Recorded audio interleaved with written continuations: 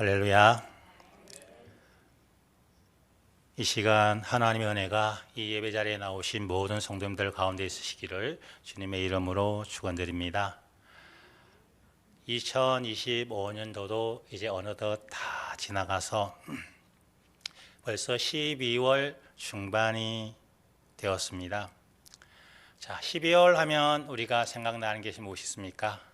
오늘도 보니까 열심히 연습하고 있는데요. 성탄절 축하 행사를 연습하고 있고요. 또 우리가 주님이 오신 그날 성탄절을 우리가 기억하고 있습니다. 그래서 거리마다 캐롤이 울리고 성탄줄이 반짝이고 성탄 축하한다고 바빴던 그때를 기억하게 됩니다. 그리고 지금은 거의 없지만 예전에는 어떻겠습니까? 성탄절 되면 그 축하한다고 축하의 소식을 전하겠다고 꼭두 새벽에 일어나서 집집마다 가서 메리 크리스마스, 해피 뉴 이어 이렇게 복을 전했던 것이 생각됐습니다. 그런데 오늘날 이 시점을 보면은 어떻습니까? 성탄절이 조금 약해졌다고 할까요? 기대감, 긴장감들이 많이 둔해진 같은 모습이 보입니다. 예전에는 그래도 뭐 좀 덜 바빴다라고 해서 그랬는지 아니면 그때는 믿음이 더 좋았는지 지금은 각자 삶이 바빠서 그런지 성탄절이 다가오지만은 그 분위기가 점점 식어지고 있습니다.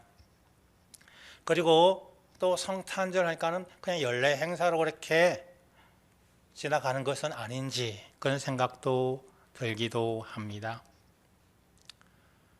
여러분들은 이제 2025년 마지막 12월 달을 맞이하면서 어떻게 느끼고 계십니까? 이 12월 주님이 오신 그날 너무나 기쁘고 좋은 날입니다. 그런데 오늘 본문에 나오는 이 마리아에게는요 참으로 중대한 결단을 해야 하는 것이 필요한 날이었습니다. 그러나 오늘 본문의 내용을 보면은 예수님 탄생을 준비했던 마리아의 결단의 모습을 향하여서 이렇게 말합니다. 오늘 본문 42절에 보면은 큰 소리로 불러 이르되 여자 중에 내가 복이 있으며 내 태중의 아이도 복이 있도다.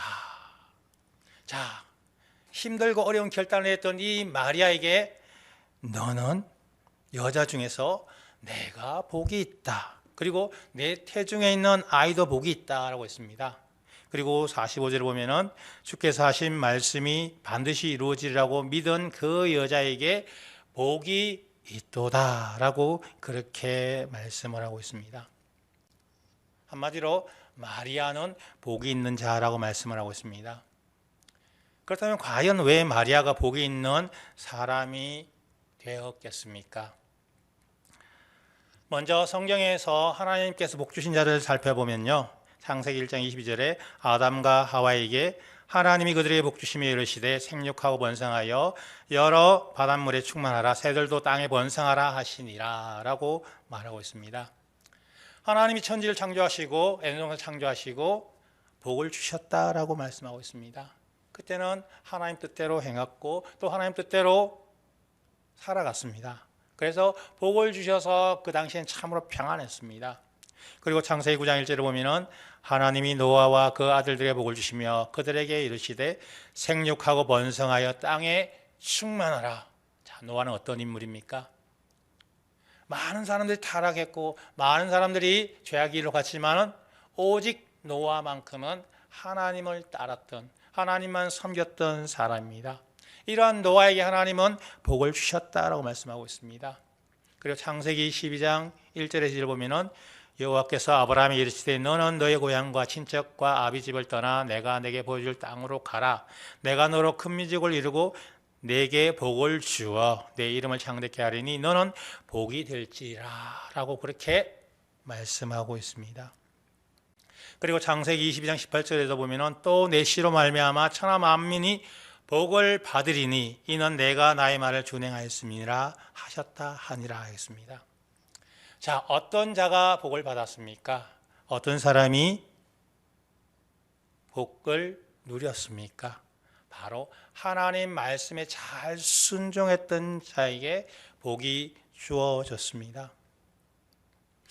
그렇다면 이 마리아는 왜 복 있는 사람이라고 그렇게 말했을까요? 너는 복이 있다라고 말했겠습니까? 우리가 상식적으로 생각해 보면요, 예수님의 모친이 누구죠? 바로 마리아입니다. 자, 마리아가 우리를 구원하실, 세상을 구원하실 예수님을 잉태했던 어머니이기 때문에 아마 그는 복이 있다라고 생각하지 않을까 생각해 봅니다.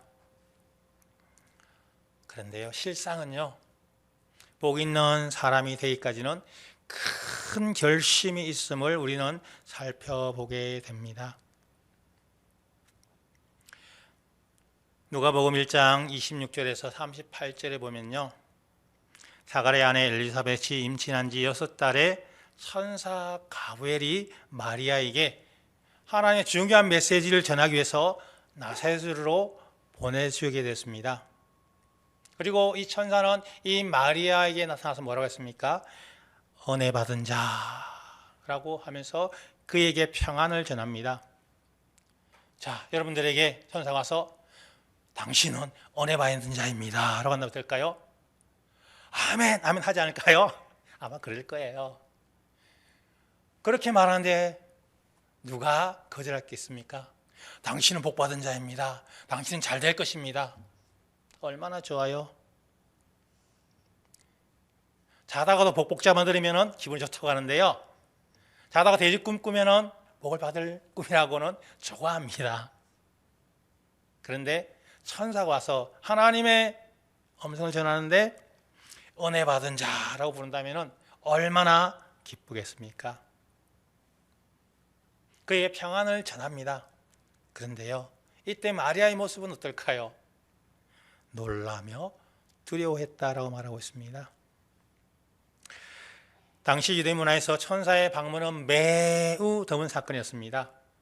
그리고 이 마리아에게서는 매우 큰 충격적인 일이었던 것입니다.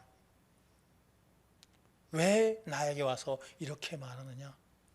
천사가 나타난 적이 없는데 천사가 나타나면 과연 내게 무엇을 요구할 것인가? 아니면 내게 무엇을 전하기 왔는가? 평화라고 했지만은 과연 그 뒤에는 무엇이 있을까? 많이 염려될 겁니다. 그러나 천사는 뭐라 합니까? 두려워하지 말라. 그녀를 안심시키고 있습니다. 이 순간 마리아에게 두려움과 놀라움을 주었을 뿐 아니라 앞서도 하나님이 계획에 대해서 전혀 알지 못한 그녀, 이렇게 평화를 말하면서 큰 결단을 요구하는 시간이 되었다는 것입니다. 그리고는 이 천사가 마리아에게 전합니다. 메시지를 전하는데요, 너무나 중요하고 너무나 크고 중요한 것이었습니다.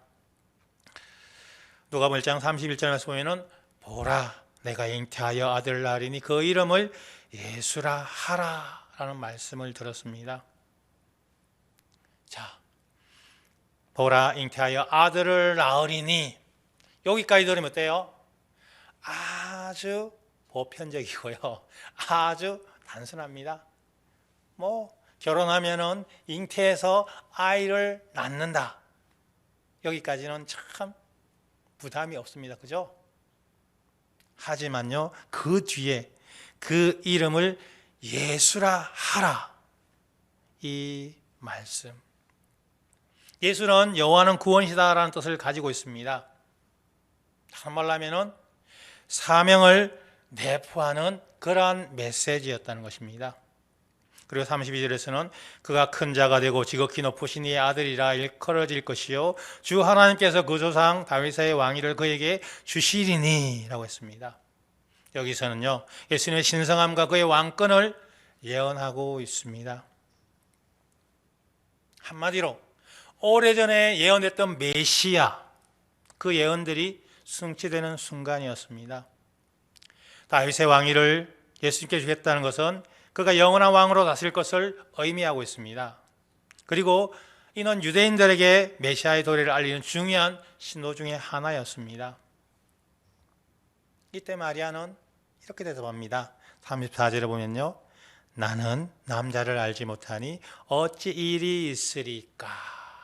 자, 아이를 낳는 것은 어떻게 됩니까? 남자와 여자 결혼해서 아이를 낳게 됩니다. 그런데요, 나는 남자와 아직 결혼도 안 했습니다. 남자를 알지 못합니다. 나는 아직 결혼도 안 했고요. 순결한 처녀입니다. 이런 내가 어떻게 아이를 가질 수 있는지 이해할 수 없다라고 표현하고 있습니다. 그때 천사는 35절 이렇게 말합니다. 성령이 내게 임하시고 지극히 높으신 이의 능력이 너를 덮으시리니 이러므로 나실 바 거룩한 이는 하나님의 아들이라 일컬어지리라 라고 답을 합니다. 예수님의 탄생은 인간의 힘이 아닌 하나님의 능력으로 이루어질 것임을 명확히 선포하고 있습니다. 그리고 36절, 37절에서는요. 자, 그 사실이 어떻게 이루어질 것인가 한 예를 들겠다. 엘리사벳이 임신했다. 그거 벌써 6개월이나 되었다. 엘리사벳 나이가 많습니다. 사가랴 오랫동안 하나님 전에 봉사했고요. 또 오랫동안 결혼 생활을 했지만은 아이가 없었습니다. 이제는 완전 포기한 상태였습니다.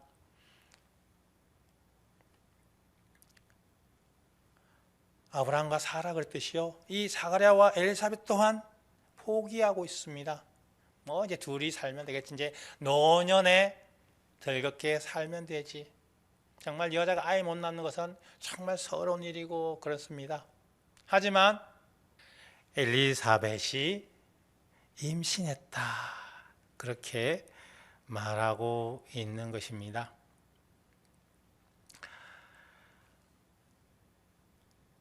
사랑하는 성도 여러분, 이 엘리사벳 아이를 낳을 수 없었지만은 어떡합니까?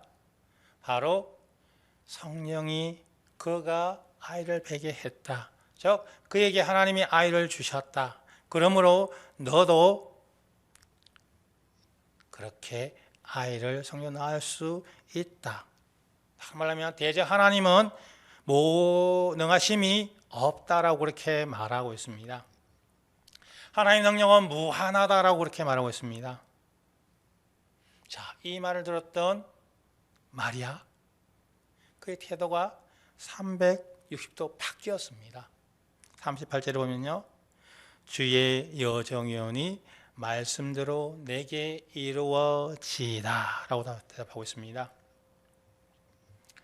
이는 그녀의 순수한 믿음과 순종을 보여주는 중요한 구절입니다. 그는 자신의 이해는 이미 넘어섰고요. 하나님의 계획을 받아들였습니다. 그리고 그 말씀에 완전히 순종을 했습니다. 한마디로 마리아는 아주 중요한 결단을 내렸습니다.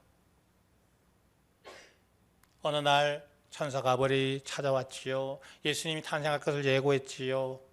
그때 마리아는 두려움을 떨고 있습니다. 그런데 하나님의 계획을 말하자 그 계획을 받아들였습니다. 그리고 그 말씀에 순종했습니다. 이것이 바로 복 있는 사람이라 불릴 수 있는 이유라고 말씀드릴 수 있습니다. 자, 이 소식을 들었던 이 마리아, 중요한 결단을 내렸던 이 마리아, 어떻게 보면요, 그에게는 이 결단은 너무나 불리한 결단입니다. 사람의 입장으로서 말한다면 너무나 힘든 결단입니다. 처녀가 아이 가졌다. 자, 사람들은 뭘 할까요? 첫 번째로 외도했다라고 말하겠죠. 어디 가서 뭘 했길래 처녀가 아이를 뵀냐고 그렇게 말할 겁니다. 그리고 부모들은 뭘 할까요? 너 어디 가서 그랬어?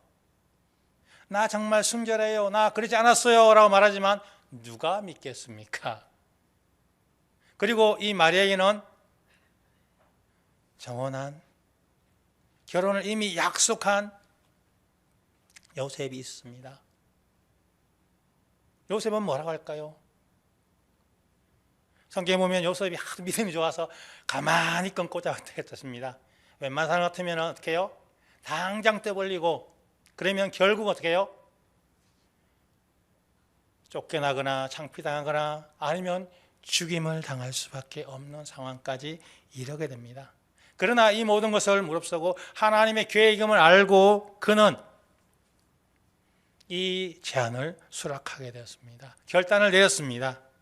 이것이야말로 복의 사람이라고 불릴 수가 있는 것입니다. 오늘 본문 39절 말씀에는 이때에, 자, 이때는 언제입니까? 이제는 가브리엘로부터 기쁜 소식을 들었습니다. 그리고 그의 사촌인 그에게 가서, 엘리사벳에 가서 어떻게 해요? 임신했다는 소식 들었으니까 축하도 해야 되겠고요. 이 사실을 알아는 거 혼자 알기가 때로는 그래서 좀 무서웠던 것 같아요. 그래서 즉시 쫓아서 이 엘리사벳 있는 곳으로 가게 됩니다. 친척 엘리사벳을 찾아갔는데요. 그 여정은 약 100km에 달하는 길이었습니다. 지금 같으면 100km 같으면 얼마나 갈까요? 1시간? 1시간 조금 밟으면 한 40분, 더 밟으면 30분, 그죠? 100km 가는데 그 당시에 100km 가면은 엄청난 먼 길이었습니다. 그리고 그가 어디에 있었느냐? 대도시에 있는 것이 아니라 보면은 산골로 갔다라고 했습니다. 평길을 그렇게 가는 건 쉽지만은 산길을 올라가는 것은 너무나 힘든 여정이었습니다. 자, 이것을 보면서 우리는 무엇을 알 수 있을까요? 이 힘든 여정이었지만은 이 엘사벳을 찾아갔다는 것은 그녀의 믿음이 어땠다는 것, 믿음을 행동했다는 것을 알 수가 있습니다. 이 여정은 단순히 시리적 이동을 의미하지 않습니다. 마리아가 엘리사벳을 찾았던 것은 그녀의 믿음이 헛되지 않았음을 확인한 겁니다. 또한 하나님의 계획들이 이루어지고 있음을 기뻐하기 위함이었습니다. 우리도 이 마리아의 믿음을 보면서 우리의 믿음의 행위, 내가 하겠습니다. 마음속에 단순한 결심에 그치는 것이 아니라 구체적인 행동과 실천으로 나타내야 한다는 것을 우선 여기서 교훈을 얻을 수가 있습니다. 그래서 이 100km를 걸어서 그 산을 넘어서 40절 보면은 사가랴의 집에 들어갔다라고 합니다. 드디어 도착을 했습니다. 그리고 문안을 했습니다. 여러분들은 문을 어떻게 하죠? 계세요. 안녕하세요. 잘 지냈습니까? 평안하셨습니까? 그랬겠죠. 그런데 41절에 보니까 엘리사벳이 마리아가 문안함을 들음에 아이가 복중에서 뛰노는지라 라고 했습니다. 아이가 벌떡벌떡 뛰었다는 거예요. 자, 6개월 되면 아이가 어떻게 해요? 이제 뛰기 시작을 합니다. 어떻게 보면 단순하게 그냥 뛰는 것 같다라고 생각할 수가 있습니다. 근데 그 뒤에 보면 수식어가 있죠. 뭘까요? 엘리사벳이 뭐에 충만했다고요? 성령의 충만함을 받아라고 했습니다. 마리아가 100km를 걸어서 이 사가랴의 집에 가서 이 사촌 엘리사벳을 만나고 그에게 문안하자 엘리사벳이 성령의 충만함을 받았다라고 말하고 있습니다. 그리고 엘리사벳 복종했던 아이 요한이 기쁨으로 뛰놀았다라고 말씀하고 있습니다. 이 장면은 하나님의 계획이 이미 엄청난 일들을 이루어가고 있음을 보여주고 있는 내용이기도 합니다. 그리고는 성령 충만을 받은 엘리사벳 큰 소리로 마리아를 축복합니다. 42절 말씀입니다. 우리 같이 봉독하겠습니다. 42절입니다. 큰 소리로 불러 이르되 여자 중에 내가 복이 있으며 내 태중의 아이도 복이 있도다. 아멘. 엘리사벳은 마리아를 축복하면서 그녀가 여자 중에 복이 있으며 태중의 아이도 복이 있다라고 선언하고 있습니다. 이 축복의 선언은 하늘의 축복이 마리아와 그녀의 태중에 있는 예수님께 이미 임하였음을 확인하는 것이었습니다. 이 엘리사벳, 그는 성령의 충만함을 통해서 하나님께서 마리아에게 놀라운 은혜를 베푸심을 깨닫고 그녀의 믿음을 칭찬하고 있습니다. 마리아가 왔는데 엘리사벳이 어떻게 알겠어요? 자, 네가 잉태될 것이다. 그랬으니까요. 자, 한 달, 두 달 되면 어떡할까요? 표가 날까 안 날까요? 전혀 표가 안 납니다. 배에 지방이 좀 차여서 좀 볼록하면은 이게 임신인가 아닌가 할 수도 있겠지만은 그 당시에는 아무리 알 수가 없습니다.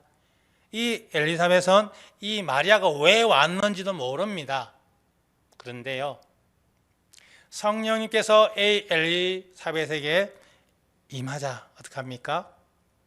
이 마리아에게 아이가 잉태되었다는 사실을 알게 됩니다. 그리고는